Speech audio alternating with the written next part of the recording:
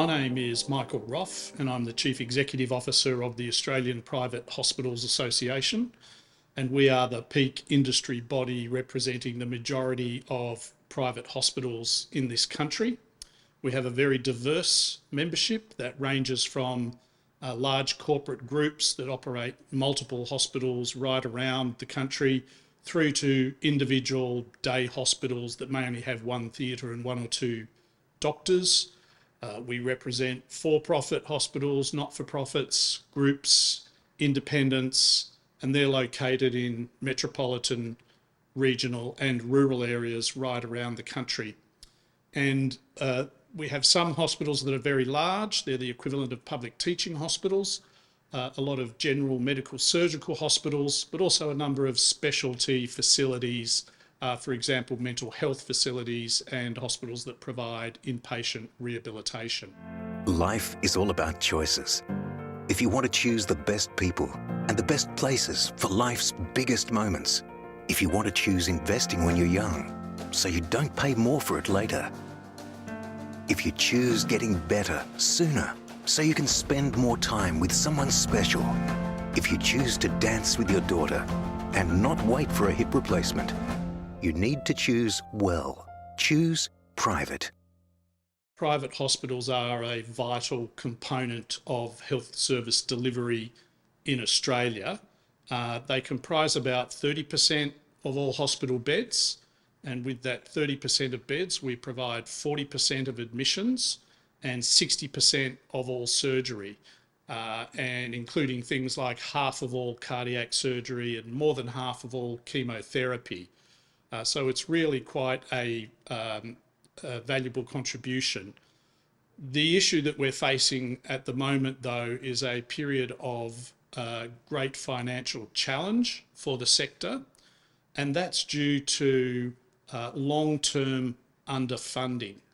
The majority of private hospital revenue comes from private health insurance companies, and for the last 10 years or so, the payments from health insurers have not kept pace with the costs of operating a hospital.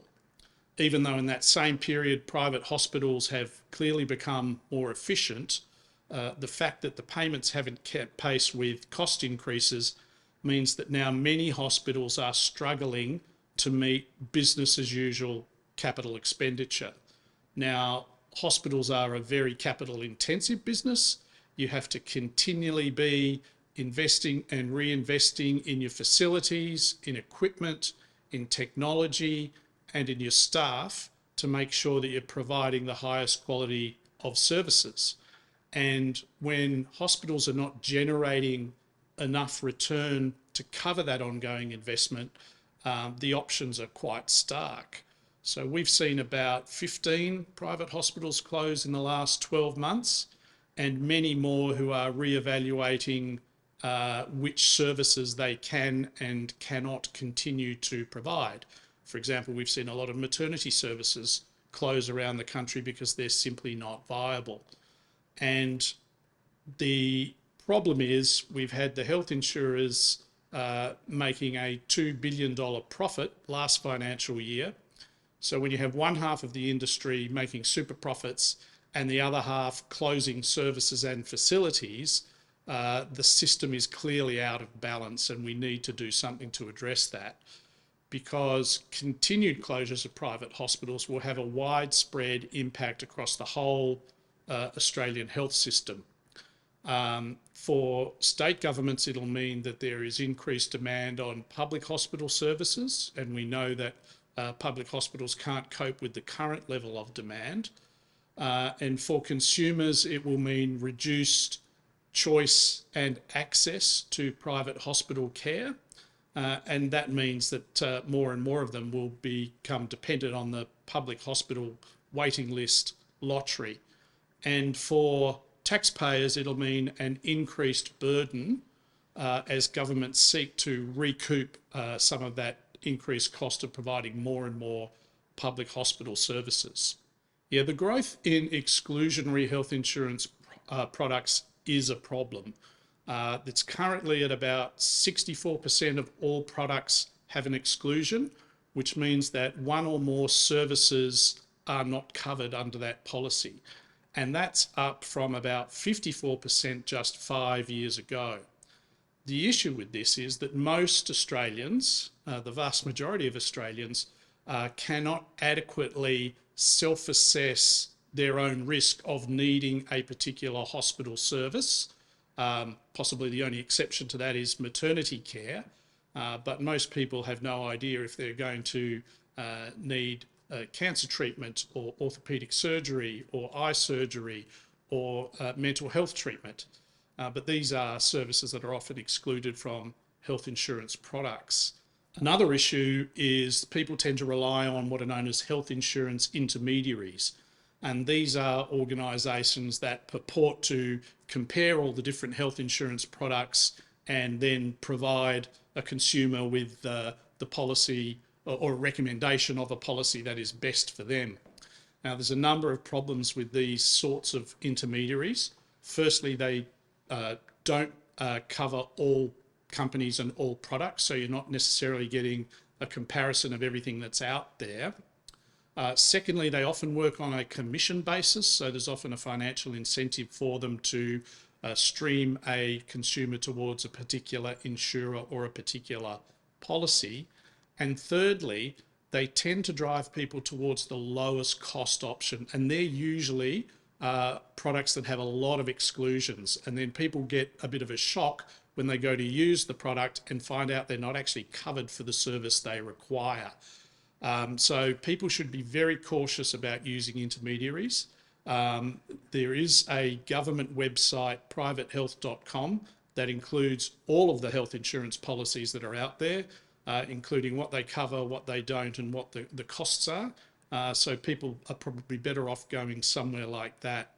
The real issue, though, is that the system of categorisation we have, people will be familiar with gold, silver, bronze, and basic policies. That was supposed to make health insurance less complex and easier to compare. And several years down the track from its implementation, it's done the exact opposite. So we think there needs to be a total overhaul of that system of product categories, and we would like that to be led by consumers rather than led by the health insurance industry that actually designed the system we have today. The general use items issue came up originally in 2020 because the health department had commissioned Ernst & Young to write a report about these items and whether or not they should be retained on the prostheses list. Ernst & Young delivered this report in the middle of 2020 when private hospitals were in the middle of the COVID pandemic, and we just didn't have the bandwidth to deal with that report at the time, although we know that the health insurance companies were providing the department a lot of feedback and information.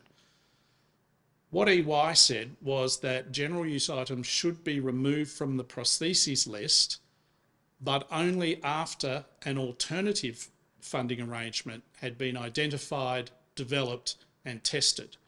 So the health department took the first part of that recommendation about removing the items from the list and totally ignored the second part. And having the items on the list provides a guaranteed level of payment. Removing them from the list without any alternative payment mechanism would have totally shifted about $250 million in financial risk to private hospitals. And once again, this was at a time when they could least afford it. So we were able to use data to convince the government that removing these items would have made some essential services provided by private hospitals, including cardiothoracic surgery, it would have rendered those services non-viable.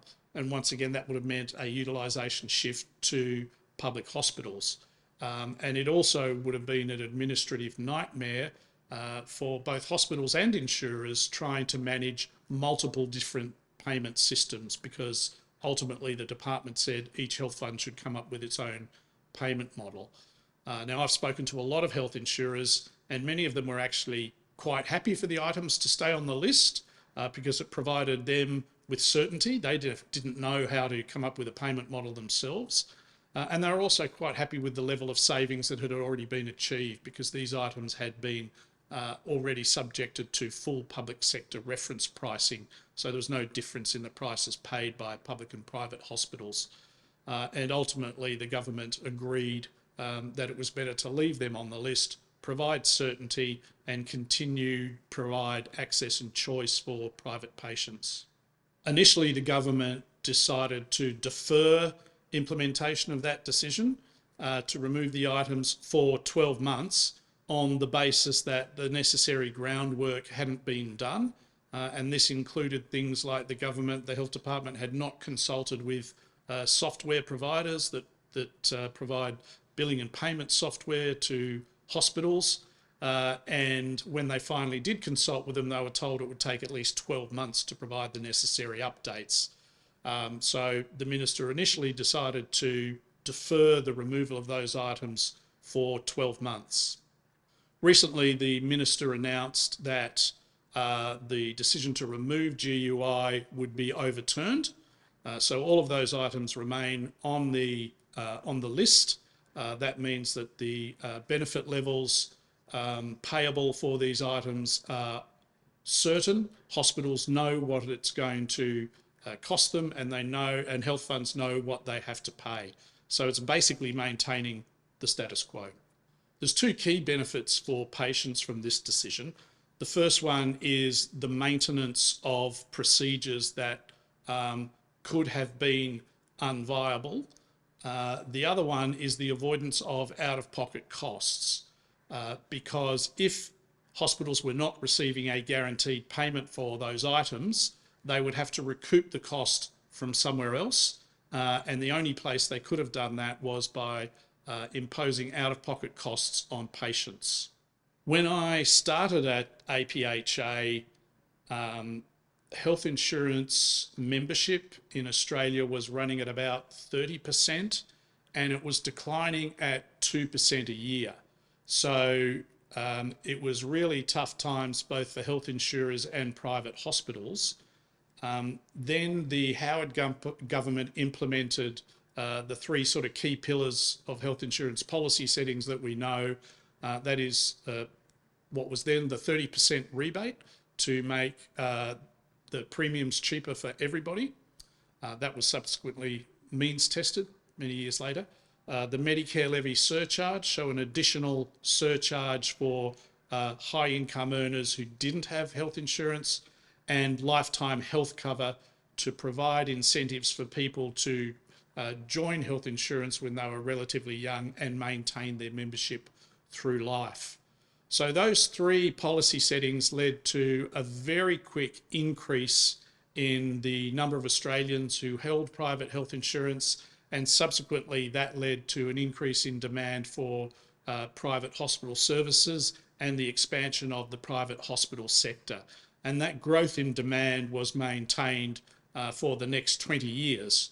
The growth in demand fell. The other key event, I guess, was the pandemic in 2020. And I remember in March 2020 getting the news that the chief health officers had decided to cancel all elective surgery in every hospital in Australia virtually overnight. 80% of what private hospitals do is elective surgery. So that had a big impact on the sector. It was very difficult. I remember hospital managers ringing me up in tears because they didn't know how long they would be able to keep the business going and keep staff employed. Over the course of 3 or 4 days, we managed to negotiate the private hospital viability agreement with the then Minister Greg Hunt, and that really saved the industry. It meant that all staff in private hospitals would be continued to be paid, and normal operating costs would be covered. And in return for that, private hospitals would make themselves available to state governments to assist in the pandemic response. And that happened in a whole range of ways. So private hospital staff, for example, worked in vaccination clinics, they worked in nursing homes, they worked in public hospitals. Private hospitals were treating public elective patients, they were treating patients that didn't have COVID, they were being taken out of nursing homes and put into these hospitals to prevent them from catching the virus. But then it became very difficult over the next 18 months or so, because each state had a different set of arrangements and they were bouncing in and out of surgery restrictions, and that made it very, very difficult for hospitals to manage. But thankfully, most of them got through the other side and were there to pick up a lot of deferred surgery that was deferred through the pandemic. Unfortunately, we're facing challenging times at the moment, but I think the government, both federal and state, understand the impact on the sector. They understand the impact that further private hospital closures would have on the broader health system, and they understand the need for a policy response. And I'm quite hopeful that we can expect an announcement from the federal government in the not too distant future. Well, look, the time has gone very quickly, and I wouldn't have stayed this long if I didn't enjoy it.